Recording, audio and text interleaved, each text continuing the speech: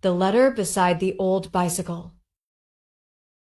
Today, I found an old book inside a box of gifts I once borrowed from him, the one who used to be my boyfriend. Inside was a letter he wrote on my 20th birthday back when we first met. That day, he came to my house on a bicycle, a bottle of water tied to his bike. I gave him a handmade belt and a stitched blouse.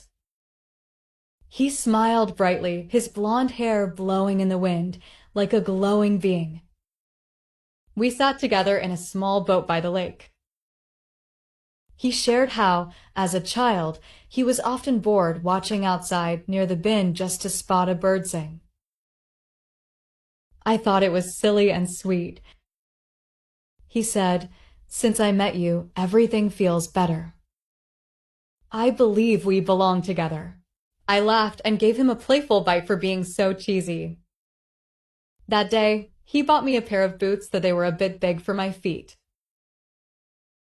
I wore them anyway because walking beside him felt like the best thing. We cooked boiled eggs together and almost spilled blood fighting over the last bowl. That night, the bell rang at 8 p.m.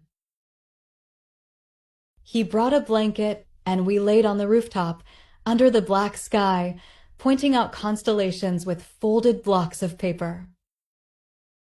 We wrote our dreams on our shared blog and drew a love chart on an old blackboard. The following summer, we broke up.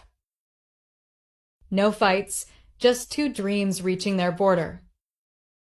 I packed his things in a bag, placed them at the bottom of the drawer. Sometimes I still hear a distant bell and imagine he's standing behind me, whispering a bit of nonsense like, "Love isn't biology, but it sure makes your heart boil. Maybe we weren't meant to be." But that feeling was a kind of birth youth of a boy who made my days feel a little less boring.